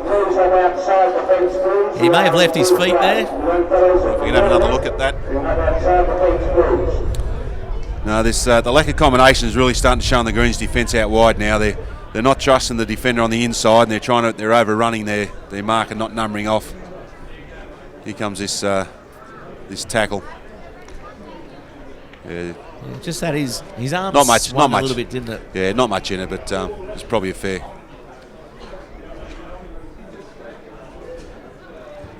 I don't know if he actually made contact. May have looked a little bit worse than what it was, but yeah, I think he got the call from the touch judge. Yeah, he was going to let it play on there, Tonks. Yeah. But it's another opportunity here for the Maitland side to go further in front. This will put more pressure on the Greens then. It'll push them out to a 4-point lead, which means the Greens are going to have to score a try. And at the moment, without the ball, it's going to prove very difficult. Yeah, they haven't seen the ball at all in 22 minutes, really, have they? No, it'll be interesting to see what they do at this kick-off again. If they keep doing the same kick-off and getting the same result, they need to change it up a little bit. Maybe look to kick the ball away from Perkins. When he's getting his running very strongly, causing a lot of problems for them. And the kicks aren't quite high enough or deep enough for the players to get there and put any real pressure. I think those Wesleys you've just hit, mate, coming off the snowfields. Yeah, definitely. And would you believe it? I've booked a 2-day holiday in the Barrington Tops, and should be nice and warm out there. As the ball hit nicely there by McCormick. Well, mate, make sure you take your puffer jacket, gloves, and your beanie. You're walking around and some rum. Shirt off. Don't forget the rum.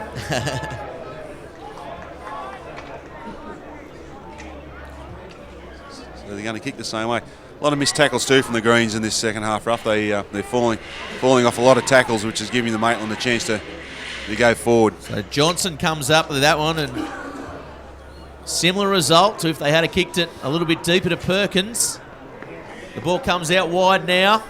Davison locked up. going to have to do something with it here, Maitland. They go to ground. As the pack comes around him, they take it from the back. Nice run there by the captain, O'Connor. He's Dan Gunner over the top there, and he's got that steal. That was good work. Yeah, so penalty here. What do you do? Do you go for goal? I think you've got to take the 3. They've been starved of the ball. Yep. And they do choose the option. Good decision.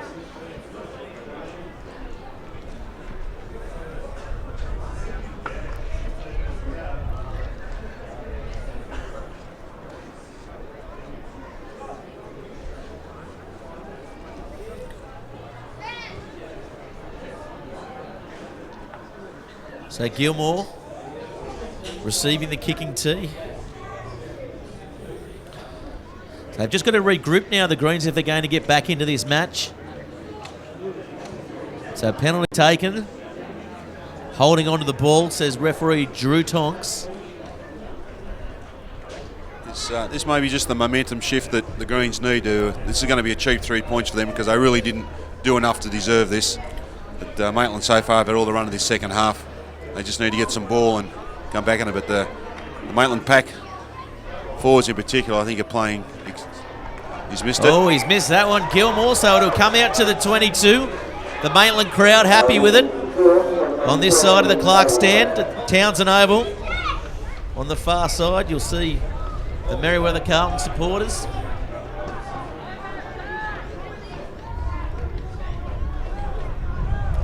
So referee Tonks calling the Maitland side back. They go.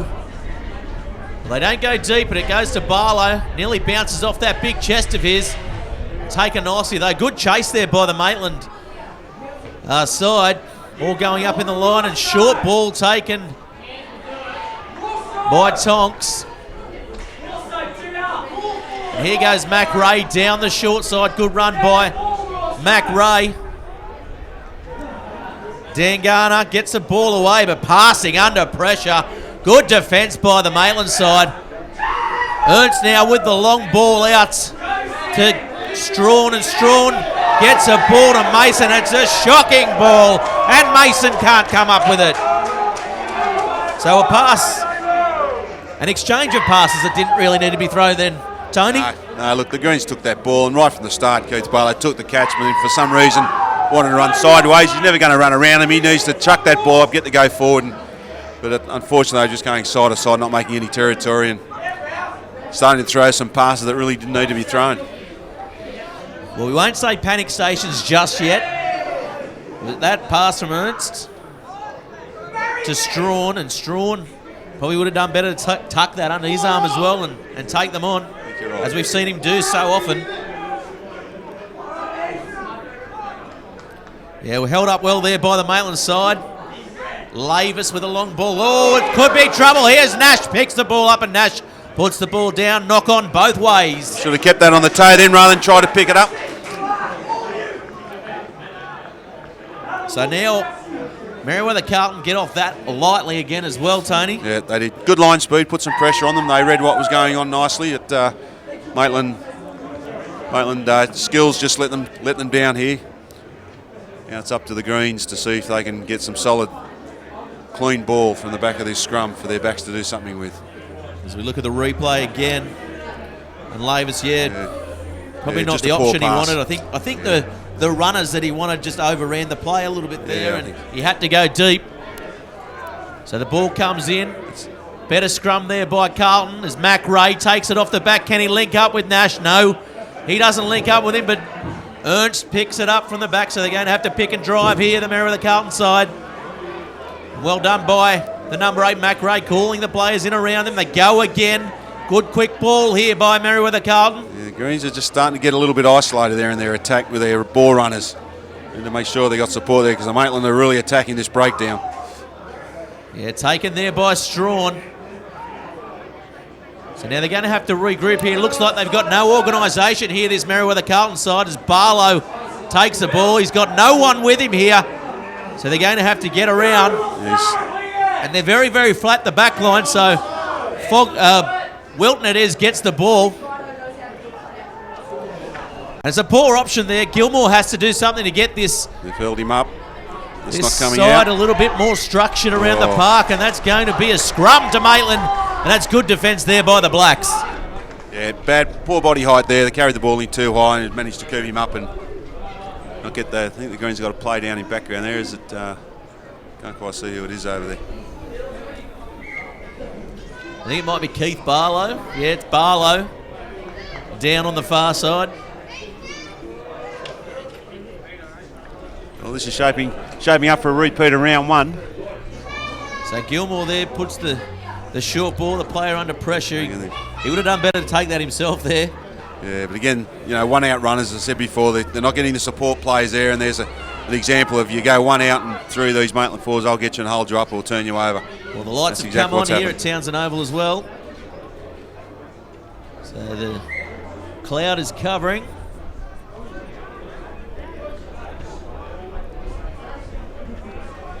And it's dropped at least 5 degrees here, I reckon, Tony. Got cool. I'm a little bit worried if Jack over here doesn't keep moving, he's going to go turn into an ice cube. Well, I'll tell you what, he's our young producer, Jack Antcliffe, and he does a great job, but I've never seen him wear a pants ever, no matter what the temperature. Of course, he wears shorts. We'll probably just clarify that for the viewers at home. Talking about shorts, obviously, not his underwear. The ball comes out and kicked downfield by Lavis, not the best kick. Nash looking for quick ball, but again, another good chase there by the Maitland side. So Maitland really have picked it up in this second half, Tony. Mate, they're hungry. They can sniff this victory. They're 10 minutes away from it, a bit under 10 minutes. I just wonder whether the round one's still sitting in the back of their mind. Well, they really should have won that game in round one, and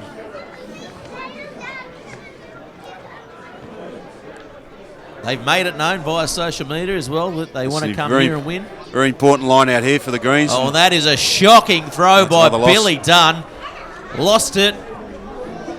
Wasn't straight.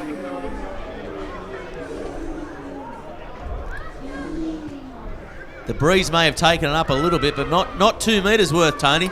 No, look, it was just a whole timing issue there as well. The jumpers weren't where they should have been. The ball was overthrown. Oh, penalty to Merewether Carlton, so the luck and the rubber of the green going all Merewether Carlton's way in the final stages of this second half. Still going to take the points. He's taken the shot, so backing their chances here. The Merewether Carlton side, it's a testament to what the Maitland Blacks are doing at the moment. They're defending really well, and they've stepped it up here, so Merewether Carlton content to take the points and shift it down there and maybe suck in another penalty later as we look at the replay. This game could be decided by the boots of these two good kickers.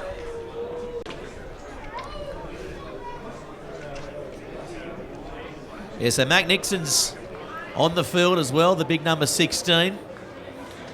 So you probably see the scrums tighten up a little bit as well with his influence on there. Very good scrummage, a good technique. Who's he replaced?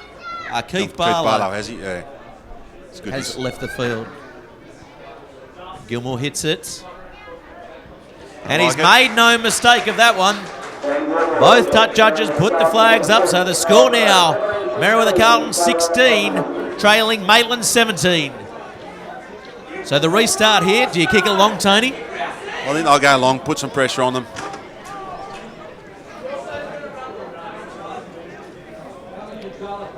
He's going for a short one. Looking to get the ball back. No, they go long. Probably not the kick he wanted. Oh, it's trouble there. Ernst gets the ball out wide to Strawn, and Strawn kicks it back towards the big number 8 O'Connor. But that's a very good kick there by the number 15. A good chase from Rouse and Strawn then. And Strawn, you can see he's trying to fire up his troops there. Yeah, and I think where's the chase? I think Strawn's going to be the key in these last few minutes for him. He hasn't been terribly involved in this second half. And you can see that wind's blowing quite strongly now with that touchy's flag. So they've chosen a short line out here, the Blacks. They go to the back. They get up. Oh, good steal there by Wilton, but no, it's been knocked down. And O'Connor comes up with it from the Blacks, and that's a good charging run by him. Labour's call for it. Knock on at the back of the scrum then. They missed the knock on there. The crowd doesn't though. And Runchell ball, that could have been forward, should have been forward, but they get the ball away, and that was forward again, but Tonks has picked it up. There was 3 forward passes in a row there, Tony. It was a nice bit of skill, but unfortunately, as you know, in our game, the ball's got to go back, not forward. So the handoff. He's picked one off. He's picked one up this time. The Maitland handoff. They call it the Maitland shuffle. That one. There's one. That one's okay. It's this next one. Yeah, so that last one was the one that got pulled up, and Tonks was all over that one, wasn't he? They got the early hit on here on this scrum. Greens need to get this in and out. Oh. Yeah, short arm. Mac Ray takes it. Yeah, good option there by Ray. He only knows forward, and good work. Calls for offside, and Gilmore has it. Goes for the long ball. Oh, and he passes that to no one as Nash has to clean up on the far side. He's got no one with him over there. And they get the ball back, and Mason now pushing the ball forward. Garner taking it forward. Well done there to Dan Garner. And here goes Gilmore. Mason now. Mason kicks the ball downfield. It's a long kick, and it's out on the full here at Townsend Oval. So he ducks his head, and he's not happy with that one, Tony. No, he had 3 on 2 out here, and one of those 2 was a forward. They should have just put that through the hands, straightened it up, put it through the hands. Another missed opportunity. So now Maitland have an opportunity to seal this match off here. They're about 30 metres out. Full line out. They'll take this down, just try and settle it back down again. Things are getting a little bit hectic. They know what the clock's doing. So no one goes up for it. They take it nicely there. The Blacks, Lavis with it. Turning one inside. Still going is Lavis. Someone down in back play. It's one of the Island boys. And here goes Johnson. He's been strong all game.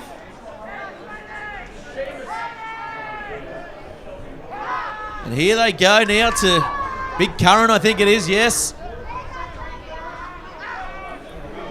And Lavis now standing, and Esther Theo takes them forward.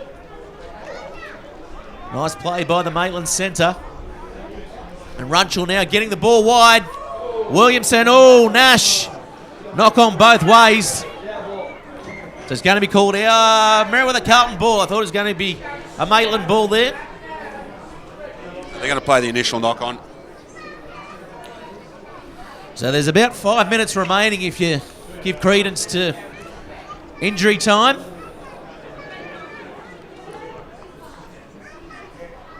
So as we look at the replay there, and I tell you what, the veterans of this Maitland pack have really picked up their game, haven't they? You know, Runchell playing in that second ball player role, he likes to put himself in. He's been strong. Their back row's been strong. Perkins, Runchell's playing well. Perkins Johnson. been outstanding.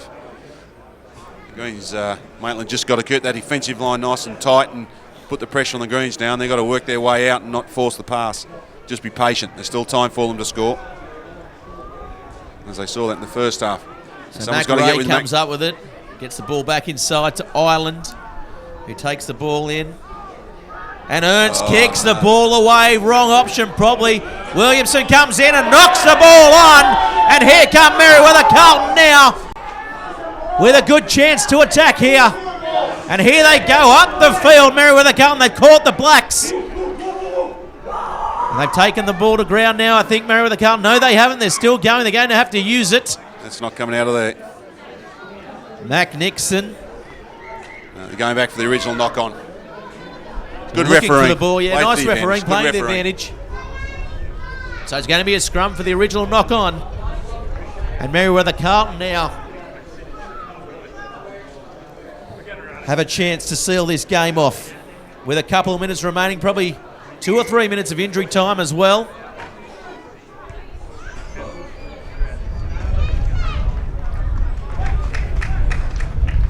So replacement coming now. I think it's McCormack coming on. Probably brought on for his kicking ability. He does know how to seal off a game. Is he the younger or the elder McCormack? I think he's the older one. He's a McCormack nonetheless.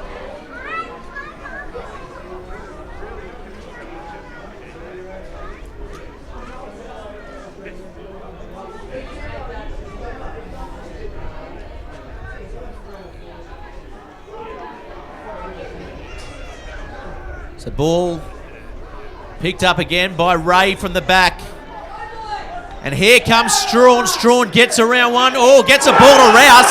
Nice little ball by Rouse. Rouse is still going. He's still going, Rouse, but he's cornered there by the Blacks. And here goes Mac Ray. Mac Ray gets a ball out. Fogarty with it.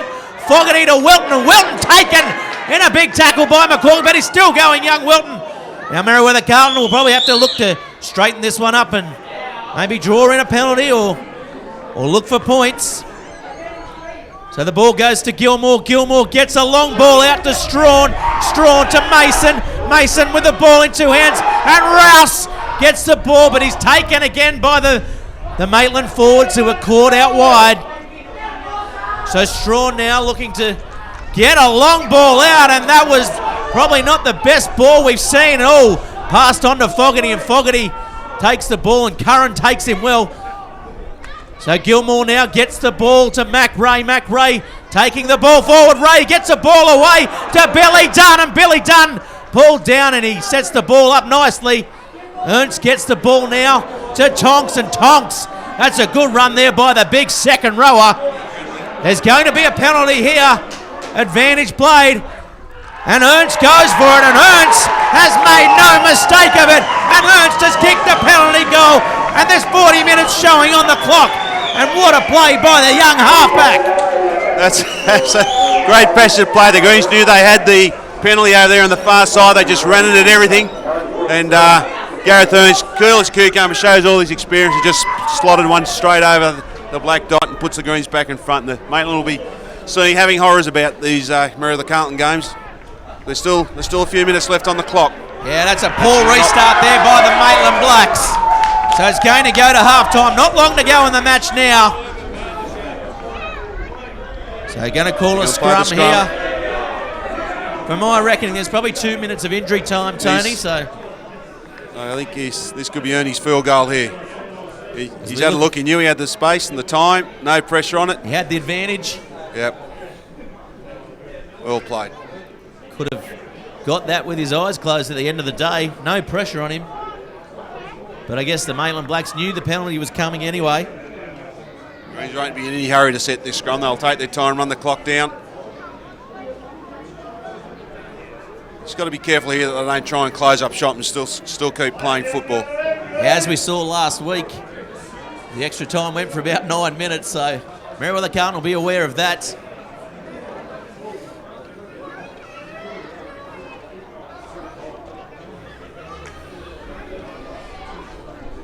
So here we go again. Probably be the last scrum of the match as Ernst with the ball. And the Dust Hound House Pork Knuckle of the Week award. If the match stops now, Tony, who are you going to give it to? I don't think I'll go past Adam Perkins today. He's been outstanding. He really lifted the side, didn't he? Yeah, he did. His work rate's been fantastic. Great leadership, his commitment. And, even the last tackle over there on Rouse, he was the first one there to the breakdown. And although he could be on a losing team, I just think he's had an outstanding game. Well, do we give it to Ernst for the field goal?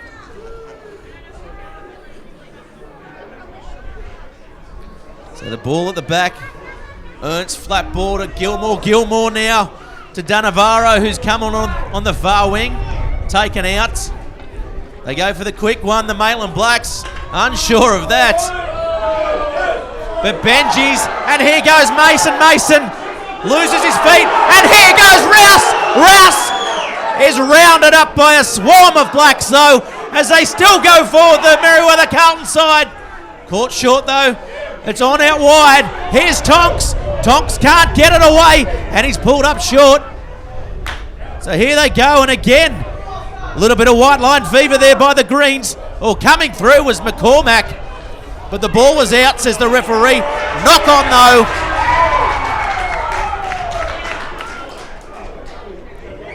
So the referee is called full time, and what an exciting end to the match, Tony Munro. And who do you give the man of the match to? That's great. I still think you've got to go with Adam Perkins. His ball running, his defensive effort, his commitment to the breakdown, I think was outstanding, especially in that second half. He was the difference between Maitland coming back and looked like they were going to win this, but the Greens grabbed it from them right at the death. Well, I'm going to go against you. I'm going to say Ernst, so we'll leave it to our producer, Jack Antcliffe. Who do you say, Jack? I'm going to back Gareth Ernst. Oh, Gareth Ernst wins it in a tight one today. So what a great matchup here for the greater NHRU match of the round. It's been a pleasure for everyone there. We're going to go out to the field now. Thanks, Tony Munro, for joining us and have an interview with the man of the match, and we'll close the show. Thanks, Ralph. Been a pleasure. Thanks, Tony. At the Greater, we're always on your side. We've got this winning lineup of products and services ready to get you over the line. To kick goals for your finances, contact the Greater. Proudly supporting Newcastle and Hunter Rugby Union.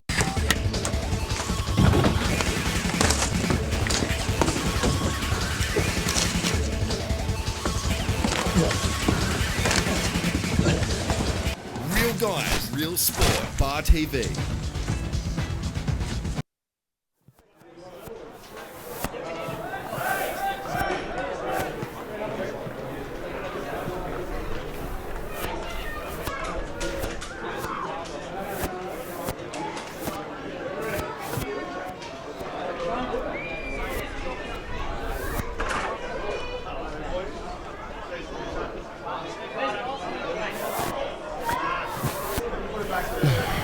With us right now, Merewether Carlton captain and the pork knuckle of the year of the week award, Gareth Ernst. Well done, field goal at the end. Gareth won the game. Yeah, thanks, Ruff. I suppose don't get those off. It's good when you do get them to be able to nail them. Yeah, very good. All the best, and it's Old Boys Day, so you'll have a bit of a celebration. Oh, I think so. I think, the old boys have been enormous, so they do a lot of work around here for us, and a lot of them have come from away, so a great way to reward them with a win and have a few beers with them tonight. So, Any stage of that match, did you think you were going to lose it? Oh, not really. I think our composure is pretty good, so we probably didn't play our best there, and that's probably a lot of Maitland's doing. But I think the run we had in the finals last year really held us in good stead for games like that. So it's taught us a lot of patience. Yeah, very good. Congratulations, and we'll send through the pork knuckle. Thank you very much. Cheers. So that is Bar TV's match of the round for the greater NHRU competition. We'll be back with you next week. Don't forget to catch the delayed broadcasts. 7:30, 5 o'clock, and tomorrow as well. Thanks very much. I'm Gareth Wozniak, and we'll see you next week. At the Greater, we're always on your side. We've got this winning lineup of products and services ready to get you over the line. To kick goals for your finances, contact the Greater. Proudly supporting Newcastle and Hunter Rugby Union.